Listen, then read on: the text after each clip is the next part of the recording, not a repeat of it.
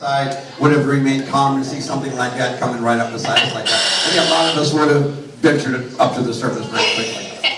So again, that's just one of the really great things that you guys get to participate in here at the aquarium is to do the feeding, to do the show, and you're also the eyes and the ears of our veterinary staff as well, aren't you? Definitely. Now imagine you're the only veterinarian for this whole aquarium. You have to keep track of over 11,000 animals underwater. So a lot of times the divers or those first responders bring her so much, and we know their real personalities. All of them are different, really. So we can pick out if one's acting a little odd or looks sick. We can help catch them up and take them outside and help the aquarist and the only veterinarian here take care of all these animals. It's a real, one of the most important things we do here. Oh, here's a great example right here of one of the animals here. We don't get to see too often because he always goes back down to the bottom. But Jess, that's our olive ridley turtle. We have two of those, don't we? We do, and they're brothers, so we have to separate them. But they're really special because they came to us in an odd way. Somebody tried to smuggle these turtles in when they were little eggs from Texas from Mexico across to Texas. They were caught, fortunately, because all turtles are endangered. So to keep these guys as a pet is crazy to think that someone would want to do that. But they were confiscated and given to the aquarium where we hatched them. And we thought they were both females at first, so they were named Thelma and Louise very appropriately. Until they grew up a little bit, we figured they were both males. Male sea turtles don't get along as well as two females, but they are here still at the aquarium. They're separated in two exhibits here, but they're living out their lives happy here in this huge exhibit. Absolutely. Now, you know, last month we were talking about El Nino, and El Nino has a really strong effect not only on our turtles, all the bottom animals that live down the bottom where it's very cold, they come up in the afternoons to feed, and now they've had to go out further because of the El Nino effect. But El Nino has a lot to do with the corals and how coral can go through a bleaching process. But another thing that we're going to try to talk about a little bit about this month is the fact that migratory animals can come into a coral reef area and also cause some damages through cross-contamination and things like that. So we really want to let people, be aware of all the different things that we can do individually to protect these valuable ecosystems because coral reef areas are dying off all too quickly, aren't they? They are, and not just because of natural occurrences like El Nino, which do happen. A lot of the problems that we're having with our coral reefs around the world is due to constant degradation of their environment because of changes in the pH of the ocean, changes in the temperature of the ocean that have been directly related to human activity, such as carbon output into the environment, direct pollution, or even just taking a fish or coral straight from the environment, just for purposes like decorations. A lot of the decorations that you see for sale are coming from different reefs like this, or dried sea stars, or dried seahorses, things like that.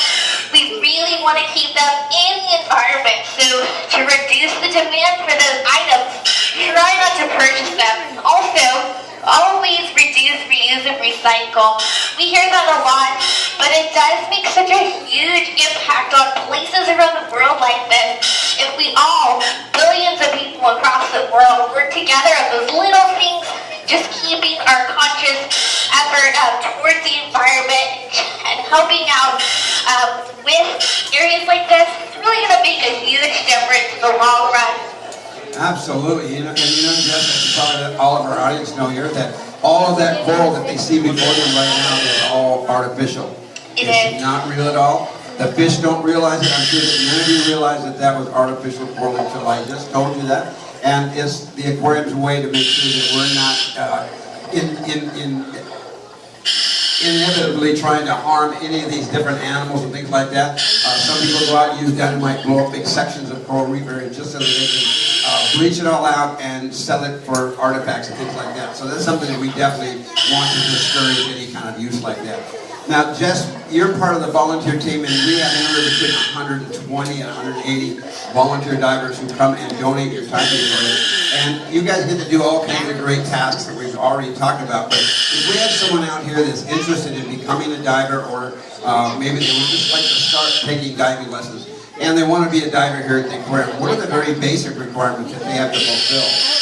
Well, the very basic requirements are that you do have to be a rescue level certified diver, which is the 3rd level of diving. You have to have over 50 logged open ocean dives, and then you have to be CPR trained so that we know it's a very safe diver that's coming in here and that will be helping out on the team. Once you're here, you do have to commit at least 1 year of volunteer service for 4 hours every week, which is not a lot of hours that add up during the year. I do want to tell my personal story a little bit.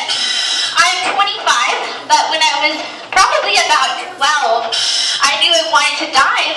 After I came to the aquarium in the Pacific with my family, I just knew that's what I wanted to do. It took me a couple of years to get to that level, but here I am, and anybody can do it if you really want to do it. And I definitely want to encourage all of those youngsters out there to go dive. It's so much fun. And also, Jess, you might want to let everybody know that you also volunteer in a couple of the other departments as well.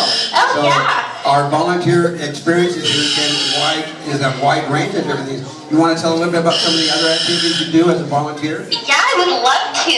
I started off as a diver here, but I quickly worked my way to other areas in the aquarium. I started working with the penguins on a weekly basis as well. I even have started working with the aquarists and even in the veterinary services department.